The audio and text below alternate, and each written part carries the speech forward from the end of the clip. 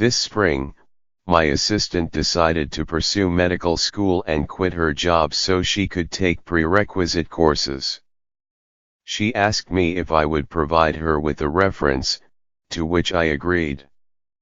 Her work was competent, if not stellar, and I told her I was happy to give a good reference. It has since become clear that she committed a number of mistakes that cost the company thousands of dollars. She seems to have known and tried to fix what happened, but she never reported the issues, leaving us to discover her errors and the corresponding costs after the fact. I expect to receive reference forms soon. Am I obligated to tell her that my opinion has changed and that she may want to choose a different reference? Or should I just complete the reference informed by my new understanding? Name withheld. When it comes to references for college or graduate school, the norm is that you agree to do them only if a. You have a duty to do so, or b. The person asking for it knows that you're going to be critical. If you are, you have no duty to write for this person. So you should explain that your letter would be informed by your knowledge of her misconduct. You told her you'd give a good reference, that's no longer true, and she should know it. My boyfriend and I live in his vacation home in summer. We've become friendly with several neighbors. One couple has huge fights every few weeks with screaming and swearing you can hear down the block, triggered, possibly, by her drinking. I don't know them well. I'll call them Bob and Karen. They recently took in the woman's granddaughter, her son's child. The son is in prison, and his child was placed with a friend and then in a foster home. Bob and Karen have had the child for about a year. We've had the kid over to visit a few times. The fighting did not stop. In fact, one day the whole block could hear Karen yelling at the child and slamming doors. To my complete surprise, my boyfriend and I were asked to be their personal reference so that this couple can adopt the child.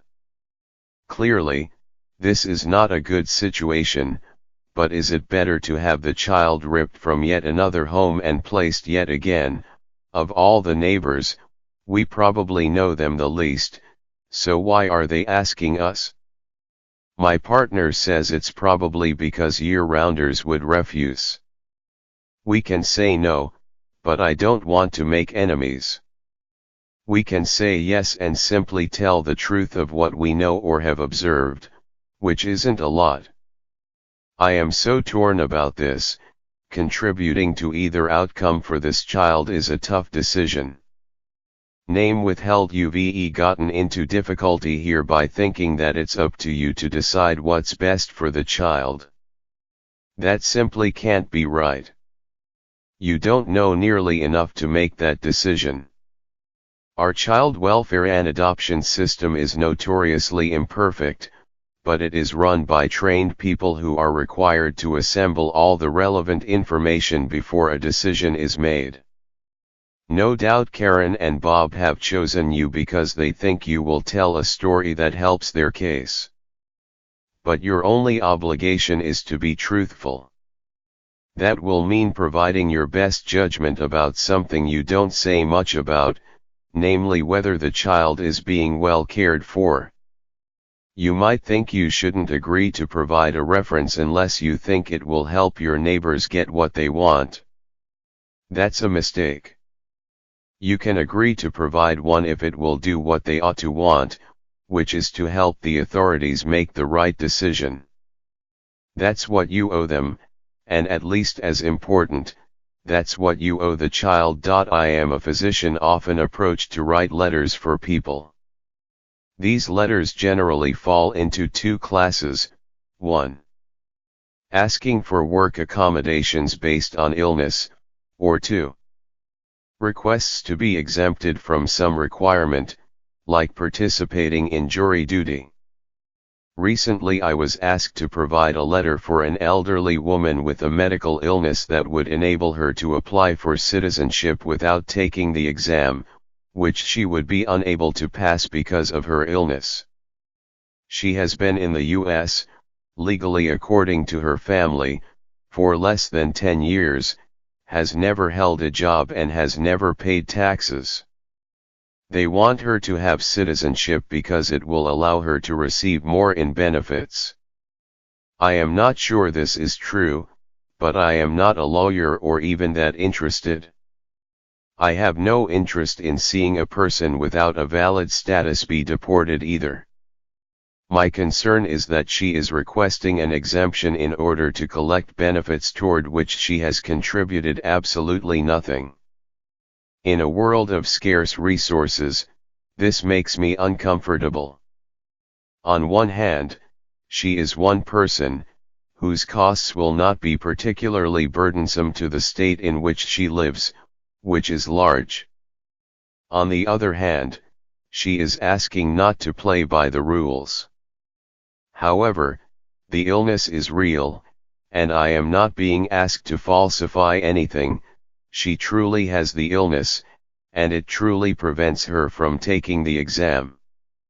However, I'm not 100% comfortable doing this for her. Finally, she is not even my patient. She came to see me only to get the letter because only a doctor in my specialty can certify that she has the illness in question. What's your thinking? Name withheld. Of all these testimonies about testimony, your case is the most straightforward. Your job in this process is to certify what, in your professional judgment, is true about her medical condition. Your only objection to doing so is that the truth here could entitle her, under the law, to benefits she wouldn't otherwise get. You think this is wrong because she didn't pay into the system that's going to help her. Note, first, that this has nothing to do with her being an immigrant. There are native-born Americans who never pay into the system. But also note the assumptions you're making about giving and taking. Our social welfare system is, in effect, a system of social insurance. It's designed so that people get out what they need, not what they put in.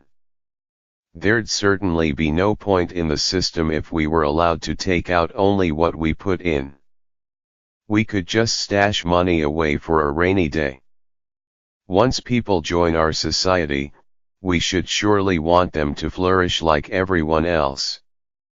Even if you think I'm wrong about this, though, the right thing to do is to focus on changing the laws, not preventing someone from doing what, at present, she may be lawfully entitled to do.